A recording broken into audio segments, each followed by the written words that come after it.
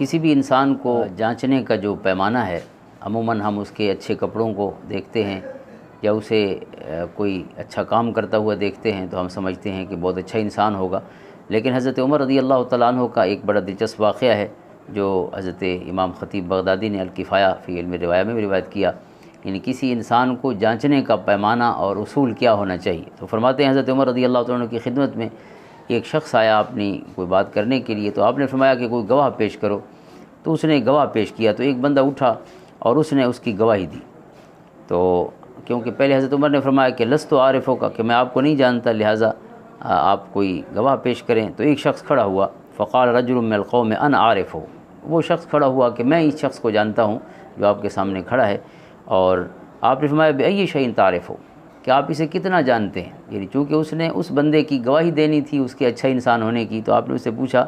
کہ کتنا جانتے ہیں، تو اس نے کہا بالعدالت والفضل، کہ میں سمجھتا ہوں کہ یہ عادل شخص ہے اور یہ صاحب فضل انسان ہے، یعنی ایک اچھا انسان ہے معاشرے کا۔ تو آپ نے فرمایا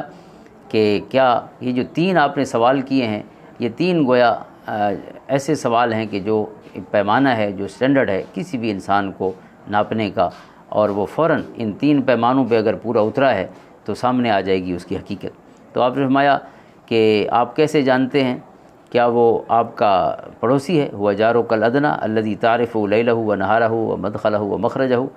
کہ کیا آپ اس وجہ سے جانتے ہیں کہ آپ کا پڑوسی ہے لہٰذا آپ دن رات اس کو آتے جاتے دیکھتے ہیں، اور ظاہر پڑوسی سے انسان کا روز واسطہ پڑتا ہے، اس کا آنا جانا بھی ہو گیا اور اس کے ساتھ اور تعلقات بھی ہو گئے۔ تو اس نے عرض کی کہ لا، نہیں، میرا پڑوسی نہیں۔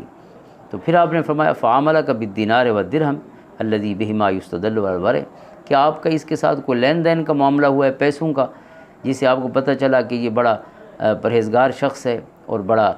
امین شخص ہے، کہ پیسوں کے معاملے میں بھی بالکل صحیح اترنے والا ہے اصول ضابطے پر اور وفا کرنے والا ہے۔ تو اس نے کہا کہ لا، نہیں، میں نے اس کے ساتھ کوئی ایسا معاملہ بھی نہیں کیا۔ آپ نے پھر فرمایا فرفیقوں کا فی السفر الذی یستدل بھی علی مکارم الاخلاق، پھر کیا یہ آپ کا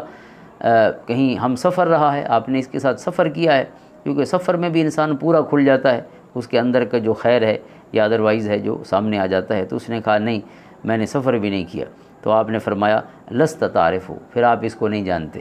اور ایک حدیث میں آخری الفاظ ہیں کہ پھر آپ نے کیا صرف اس کی اٹھک بیٹھک دیکھی ہے، یعنی اب ظاہر ہے آپ نے اس کے ساتھ سفر بھی نہیں کیا،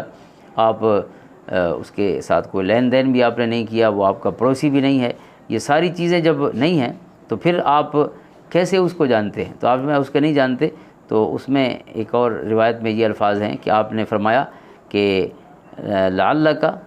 رأیتہ فی المسجد یخفض رأسہ ویرفعہ، پھر شاید آپ نے اس کو مسجد میں اٹھک بیٹھک کرتے دیکھا ہوگا، یعنی سر اٹھاتے اور سر رکھتے، یعنی نماز پڑھتے دیکھا ہوگا۔ تو یہ جو کلمات حضرت عمر نے بولے ہیں تو وہ اس پہ دلالت کر رہے ہیں کہ کسی بندے کا صرف نمازی ہونا اس بات کی دلیل نہیں ہے کہ وہ بندہ یعنی قابل اعتماد ہے، سچا انسان ہے، عادل ہے اور ثقہ ہے۔ تو اس وجہ سے کسی بھی بندے کے ساتھ معاملہ کرنے کے لیے یا اس کی شخصیت کا،